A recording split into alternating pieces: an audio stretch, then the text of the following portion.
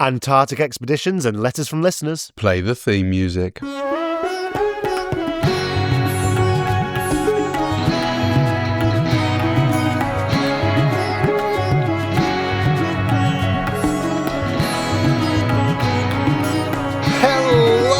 Welcome to this episode of Tripology. I'm Alan, and I'm here with the ever scintillating Adam. Alan, the listener's going to start thinking that I choose those words myself. Well, scintillating, do you know what it means?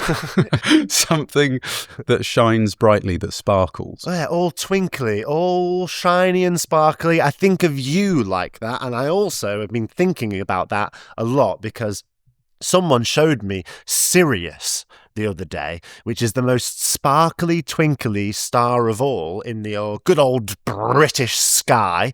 And I've been thinking about navigating by starlight a lot because I've just been thinking about early discovery, early travel, the kind of thing. A friend once told me that we were born in the exact wrong time from a discovery sense because we've been born too late to explore the Earth, but too early to explore the galaxy. Well, I mean, that's a decent point. I mean, you can't argue it really, can you? We can explore some areas of the Earth. I mean, how much of the Earth have humans been to or discovered or inhabited? I mean, almost all of it. There are some sections in places like Papua New Guinea that no one's ever been, but there are, most of the Earth has been trodden on. Obviously, a lot of the sea is undiscovered, but really, we know Earth really quite well. The days of old where people were navigating by the starlight, they were getting into nooks and crannies of the Earth that have never been seen before. Those are behind us, Adam, and as travellers, we just have to cop for that. Yeah, I mean, it would be amazing. I do fantasise about going back hundreds and hundreds of years, but I think on balance, it would be quite shit, wouldn't it? Well, I don't know, mate. I quite like that sort of thing. I was thinking, if the opportunity to discover new little solar systems and places all over the galaxy was open to you, if someone gave you a spaceship or something like that, are you the kind of traveller that would go off and do that, or do you like treading the beaten path? So I'm probably somewhere in the middle. A mildly worn path. Correct me if I'm wrong. No, you know where it's been sort of overgrown and you maybe think to yourself, well, it looks like someone might have been here before. A machete has cut through that foliage, so it's probably safe. Using my forensic knowledge. No, I would say space travel. I think I've heard you say once upon a time that space travel would be the ultimate travel, space exploration. And I don't know if I'm going to cop some flack for saying this, but it doesn't interest me, mate. I'm not sure that the space programs and how much money goes into it, and the fact that there's poverty. I mean, we're going down, a different road here, but one that's well trodden. But the point I'm making is basically the way I feel about it. There are so many unknowns that I would be quite scared to see the Earth from an angle that is so far away. I don't know how many people have been into space, but I'd be surprised if it was more than a few thousand. Yeah, definitely less than a few thousand. I think that basically the kind of traveller that I am, I would, as if those billionaires who were on that submarine that imploded, and offered me a free ticket, I'd have been on there. That'd have been goodbye, Alan. If someone offered me a ticket to get into space, I'm taking it. I just like new experience. If someone gave me a spaceship, I'd be off there. If someone gave me a time machine, I'd be riding on the back of a Tyrannosaurus Rex going through the Americas. So for me, I just am interested in discovery and experience in new things, Yeah, no, and I would like to say the same about me, but maybe to a lesser extent, because up in space, I bet the food's shit. And I wouldn't be too interested. But yeah, you're right. I mean, I would look forward to hearing about those stories. I would. Well, I was thinking about that a lot after my friend gave me that little line. And sorry, that sounds like I was doing cocaine. Little Freudian slip there. Yeah, amazing. After my friend told me that thing, I was thinking about discovery, and I started thinking about what was the last time humans really got to discover something. And I was thinking about that, and it led me down this rabbit hole where I started thinking about Antarctica. Now, Just 100 years ago, Yeah. 120 years ago, we knew less about Antarctica than we know today about the surface of Mars. Did you know that? I didn't know that. That's incredible. That's really incredible. Yeah, it was just this completely undiscovered thing. We didn't even know that it was a continent. We just knew that there was this icy landmass out there in the south. We didn't know anything about it at all. And all of this thinking led me to Dundee. They were kind enough at the Discovery Point Museum to let me board the RRS Discovery, which was this research ship built in the 1900s, 1901. It was launched to go on this research expedition to Antarctica so they could find out what the hell was going on down there. Wow. Oh my goodness. So are you able to describe this ship? Because I hope it was enormous. Big old ship. It's one of the last built 3 wooden mast ships that was made in the UK. It's a great big research vessel. On board, it's got science labs, medical bays. It's got a coal fuel engine, so it could also go using the power of the engine, smash through the ice. It's got a big round hull so that it doesn't get stuck anywhere. It's got a dark room aboard that people could develop photos. It's really an amazing vessel that in 1901 copped it all the way to Antarctica, deliberately bedded itself in the ice so it could be there for 2 years over winter. First ship ever to go over winter. It could be a research ship there where people did geological surveys, they did meteorological science, they studied what was going on. It led to all sorts of discoveries. What an amazing thing. I imagine by stepping aboard, you were completely transported back to that time, and it would have been impossible really to understand the conditions that they were subject to. But I bet it was probably, well, I hope it was exhilarating for the people on board. I was exhilarated. I was transported back. I was thinking, wow, this is amazing. And I just thought that's kind of like the perfect, purest form of travel in many ways, isn't it? I wish that I was alive in a time where I could do something that incredible, be part of that crew. Because people volunteered. There was a doctor aboard, there were chefs aboard, there were, Royal Navy people aboard, there was officers, there was like 30 plus crew.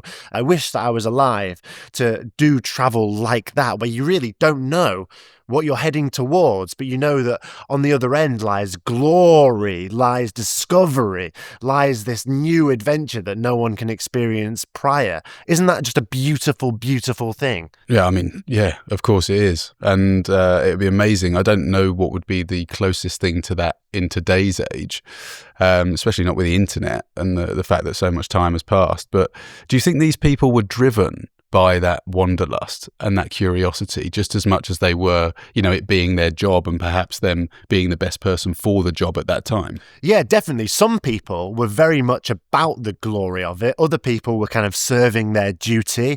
And there was a real difference. You can read crew members' diaries and get a sense of the different sort of perspectives they have as they're going on this voyage. And it was one of the first times where really capitalism and commerce fueled the whole trip. There was sponsors, HMV sent a gramophone so that people could listen to music and take pictures and be like, hey, why don't you get a gramophone? Coleman sent them with crates of food and supplies. So it was really this sense of discovery was fueled by a capitalist mentality. Yeah, I mean, it's amazing. I can't help but think while you're telling me all this, would I have been aboard that ship? And I would love to think that I would have been, but I know that you're a massive fan of sailing as it is and discovery in that way. So I bet this got your juices flowing, didn't it? Because you're thinking about the sailing boat that might be in your future and what you could find along the way. Man, there was 2 people aboard the ship that I want to talk to you about. Robert Scott and Ernest Shackleton. Have you heard those names before? They sound like 2 names I have heard, yeah, but I don't know in which context. Famous Antarctic explorers. And I want to see if we can draw any parallels between you and I and Scott and Shackleton, because they were just 2 people with heads full of dreams. Scott, right? He's experienced. He's a very traditionally minded, focused gentleman. Very, very disciplined. He knows exactly what to do. He's criticised criticised a little bit for being too traditional sometimes. And he treats the crew a little bit like tools, but he knows what he's doing. He's disciplined. He's quite a gentleman in that sense. Okay. Scintillating Scott, they used to call him, did they?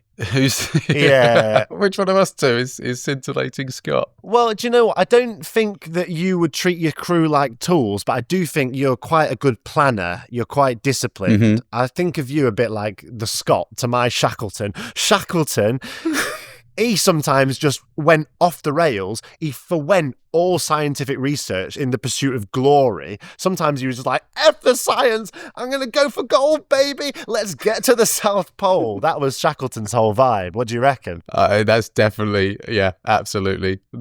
Just, dollar signs in his eyes, Hail Mary, all that kind of stuff. And I think that's maybe not unfounded optimism, but you go for glory, mate. You really do, and you believe in your own ability. And I think that you would definitely be the Shackleton in this story. He was reckless with his money. He returned all in debt and stuff. He was like a bit of a one. He had a penchant for the alcohol, a penchant for the ladies. He was doing all sorts of nonsense. But one thing about Shackleton, he was kept his men alive at all costs. He was like a good leader in that sense. Okay. I like that. Incredibly loyal. Would he have been leading by example, do you think? Very much a leading by example kind of guy, yeah. Scott, he was great at the marketing. He was able to fundraise much better. He got everyone, got the sponsors, got stuff for free, hey? He was really doing a good job. But sometimes he'd make these wild decisions. He knew that dogs were the best way to go in the Antarctic, but he brought ponies instead because he thought, this is the proper British way of doing things. Well, yeah, my goodness. I mean, if we ever get into a position, mate, where we can employ some of those tactics, if we find ourselves on a boat where we can discover a new land, you're exactly the sort of person I'd want to be standing next to. And you're my Scott, man. I think you could instill some much needed discipline and order into proceedings. I'd be there drinking whiskey down at the decks, hanging out with the boys, and you would say, look, we do really need to get to this undiscovered land at this point. Yeah, I'd say, Alan, don't do that line. We really got to get going, mate. It's getting late. Yeah, exactly. Yeah. But unfortunately, there was a rift between the two men at some point, and that's sad, isn't it? Oh my goodness. Oh no. Now I'm going to be thinking about this as I go to sleep, worrying that this is going to be in our future. Well, Shackleton got ill. He got scurvy. He got all unwell. And Scott sent him home. He was like, you know what? You're in bad way here. You can't carry on. And Shackleton was like, F you. That is an abject betrayal. Don't send me home. And there was kind of a rift between the two men that lasted a long time. And obviously both went off and had subsequent adventures. Shackleton, of course, had a wild, crazy adventure that led to people being stranded on Elephant Island. It was a big chaos. That was the next adventure he went on. Well, I mean, it's absolutely inspirational. I wonder whether we're able to do what we do today because people like that have already done what they did. You sort of know what I mean? They are the original, the OGs. And what we do it pales in comparison. I don't want to take anything away from what we've achieved, but it's it's difficult to live up to those the standards set by the previous bunch. Well, it definitely pales in comparison, but I do like to think of the nomad community. They're some way down that lineage in the sense that it's that same sense of discovery, expedition, the acknowledgement of the beauty of the undiscovered that compels us to do the kind of things we do. Is it that same itch in the back of your brain that compels you to get on a flight and go to Southeast Asia? That was also that same itch that Scott, waking up in the night, thought, God, I really need to do something extraordinary here. That same itch that compelled Shackleton to leave his life and just create something wonderful, start writing these stories about all the things he was seeing and doing. And I think it's a beautiful, beautiful thing that continues to inspire to this day. So yeah, amazing that the Discovery Point Museum allowed me to go and have that experience so I could talk to you guys about it. Yeah, it's wonderful. And of course, all of this predates social media as well. So they won't doing it for the gram, like most of the other people out there now that are probably going to listen to this and be the first people to run the length of Antarctica. Yeah, at Ernest Shackleton on Instagram if you want to see me with a seal and a penguin. Hey! Maybe we should do that. Maybe we should do some challenge. We either through hike or be the first people to ride a bicycle across Antarctica. You never know. You never know what's in our future. But I hope to high heavens it's not a separation. Born too late to discover Antarctica, born too early to traverse the galaxy. Let's think on that as we go on a brief meditation break. Sometimes when travelling, accidents happen. Oh, I've fallen off a helicopter and broken my nose. That's why it's always so important to have travel insurance. And for when you do need insurance, we recommend Safety Wing. There's a link in the description. Click it, support the podcast. Like a gramophone sliding about on the Antarctic ice, allow your conscious mind to return into your brain. Adam, if me and you found ourselves all cooped up on Antarctica together, do you think we would get on still? Do you think we'd get a sense of camaraderie? Do you think we'd survive? I think we'd definitely survive, but I think, unfortunately, it would rest on your shoulders because I famously run quite cold and you run quite hot. So what I might do is literally rest on your shoulders to try and stay warm. You think you'd use me like a little Antarctic radiator? Yeah. I don't really know much about the region. So I'd be sort of going, I unfortunately would be looking around probably for a few minutes. And I think a lot of Antarctica looks quite similar, doesn't it? If I can liken it to our road trip through Oman and to use the desert treadmill that we went on. Of course, it would be absolutely incredible to be down there because I do quite like doing things that no one else has done. And I don't think you come across too many backpackers down in Antarctica, do you? Definitely not. There's less than 5 at any given time, I imagine. And the interesting thing is, though, I could be in charge of heat and sort of exploration, and you could be in charge of food because you have to survive entirely on like the canned food on the boat and then seal and penguin meat whilst they were staying over there. The boys on the Discovery just fried up some seal and penguin. Okay, now we're talking my sort of language, mate. I mean, eating animals that a lot of people don't necessarily eat. And what I mean by that is some people and communities do eat them. You know, I'm not going to eat anything that isn't eaten by a people or a population. But penguin and seal, would I? I mean, I know I don't want to say it live on air that I would eat a penguin. Maybe we'd lose some listeners, but you've got to try it all, haven't you, mate? I think you've got to try. Tastes like rotten fish, apparently. Does it now? Yeah, and interestingly, they all got scurvy aboard the boat because they didn't know much about vitamin C back then, but the seal and penguin meat cured them all up good and proper. Wow. Okay. I mean, I've been interested in seal for quite some time. Blubber is something that I thought I tried once. I thought I tried blubber. I mean, I have eaten whale blubber actually. Just slide that one in there. But I thought I ate blubber when I was in a very small village in Siberia all those years ago. What did it turn out to be? It turned out to be raw pig fat. Okay. Yeah, it was candle-like. It was like taking a big bite out of a flavourless bar of soap. Nice, I like that for you. But I think we'd be fine, mate, as long as we had enough layers. That's what people say, isn't it? We have enough layers. I would imagine that I would be complaining for the most part about how scintillating the snow was, and what a bloody faff it would be to be wearing all that gear. I mean, I have skied, but one of the reasons I don't ski often is because of all the fucking equipment. Yeah, it's expensive, I reckon, to set yourselves up. But you, being the Scott-like character, I'm sure you could get some sponsors for our voyage, and maybe Heinz or another company like that might send us with a big crate of food. It'd be no problem at all. Adam, that's Antarctica. I really do feel inspired to go to more off the beaten track places and really try and instill my subsequent travels with a sense of discovery. So more on that in subsequent episodes, but I would love to hear from one of our listeners really right now. I've been thinking we've not communicated with them in the podcast form for far too long. Shall we dive in to the Hostel Common Room? It's my favourite item on the show. Let's do it. Hostel Common Room. How many countries you been to, mate? Yeah, imagine, if you would, bursting into a hostel, colliding into the common room space, and you sort of see me and Adam there, sitting on a couple of chairs, looking for all the world like a couple of guys who can answer a damn well backpacking question.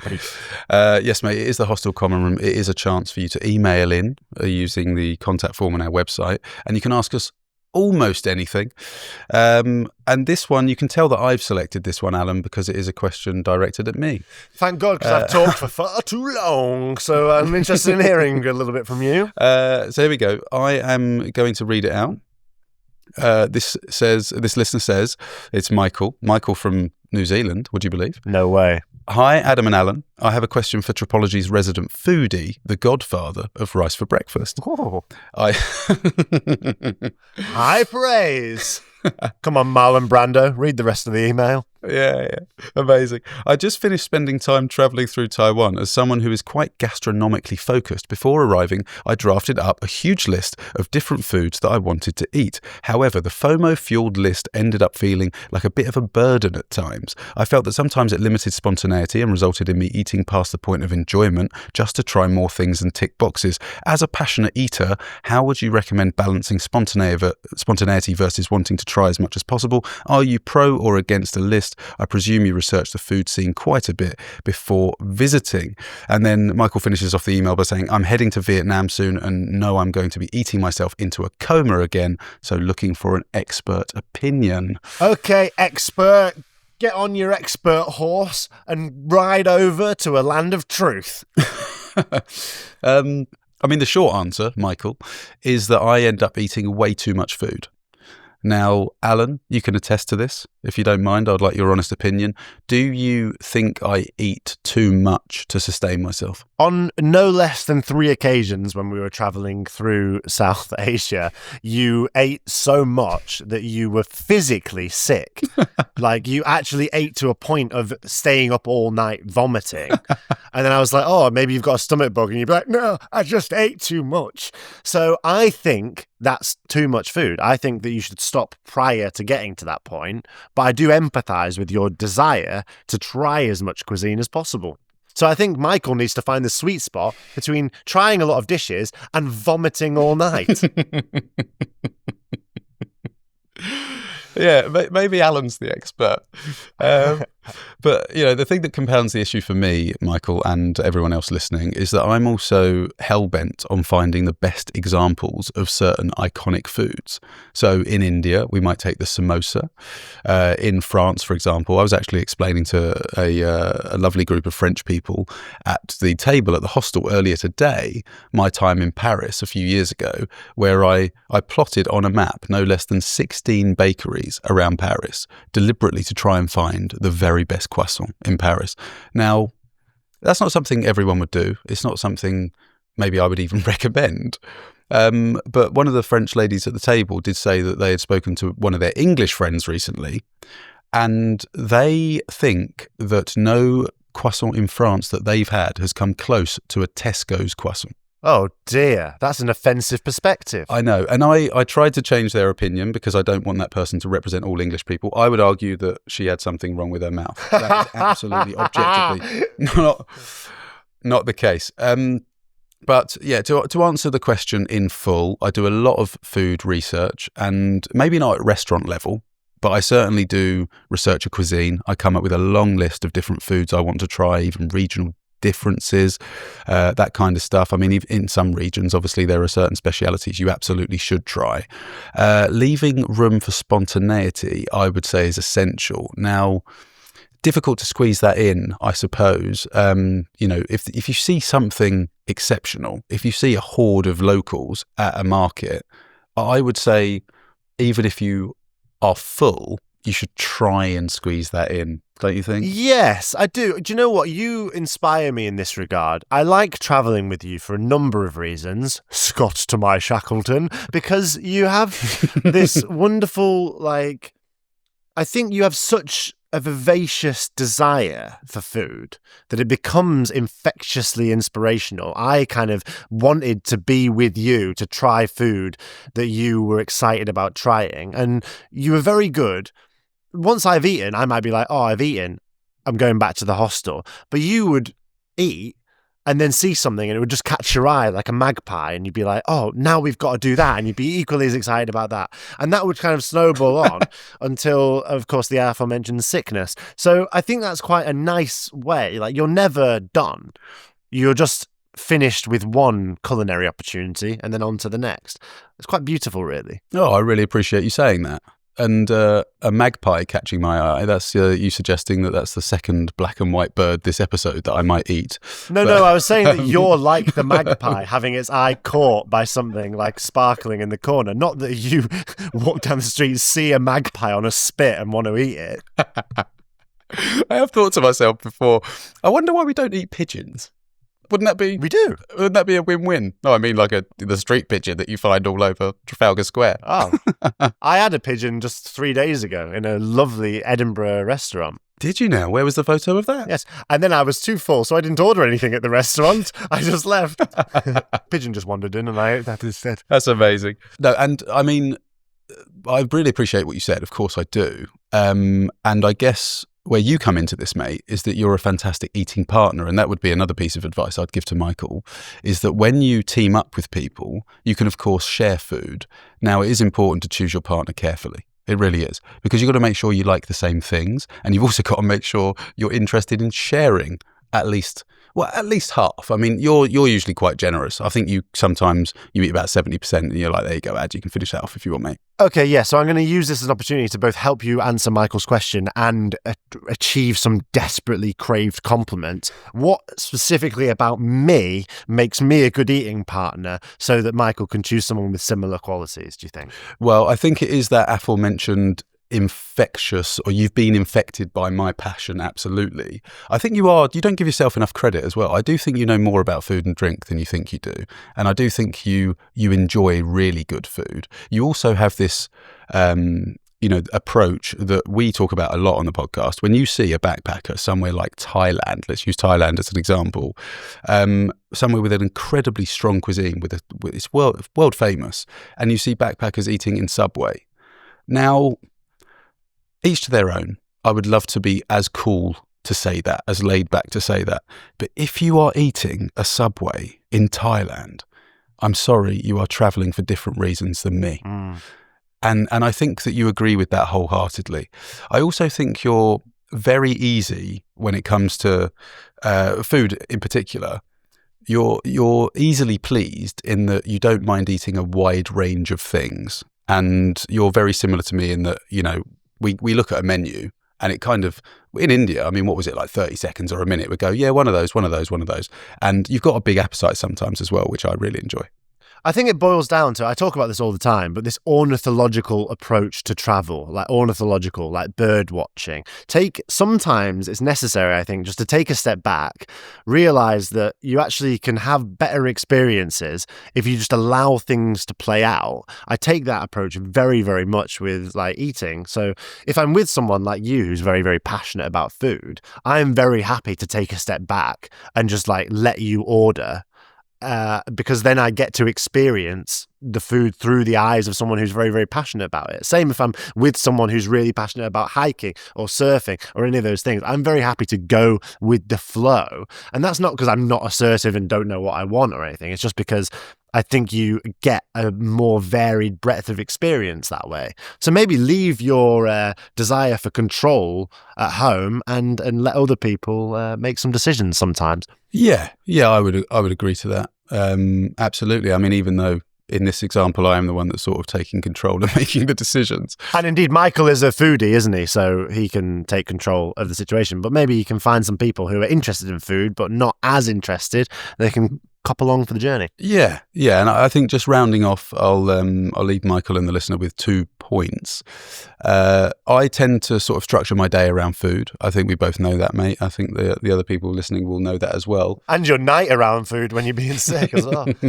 But I might leave it a little bit more open. I might think something like, tomorrow morning I would like to find the best coffee I can find, and then maybe I'll allocate the middle of the day to, I don't know, if we use Thailand, for example, like the best green green curry I can find. And then if there's something else on the list, maybe I'll allocate that to the dinner spot. And then I'll just fill the rest in with street snacks and other things and be sort of fluid and flexible that way. And then the last thing I'd like to say is, something I wrote, which hopefully resonates with a lot of people. Take a relaxed approach to the food list, allowing for bad meals, it happens, or even surprise dishes, and try to be comfortable with not eating absolutely everything before leaving. You'll be in a healthier mindset, focusing on appreciating the food you are eating as opposed to worrying about the stuff you've missed. What great advice, Adam. What great advice. Michael, I hope you enjoy your trip. I hope you try all the best dishes, and we're looking forward to hearing from you as you tell us what sort of adventurous eating you've been doing. If you, like Michael, want a question to be read out on the show, go to tripologypodcast.com where there's a Hostel Common Room form. Fill it out, ask us a question, we'll answer it. Yeah, obviously the food-related ones, anything sort of general backpacking, hit Alan up. I mean, now, mate, it's about time we head over to the Lost and Found section, patreon.com/Tripology Podcast, where you're going to tell me a little story about what you've been up to, I hope. Yeah, man, we'll go there right now. But for this audience, we'll see you next week. See you there. Bye. Bye.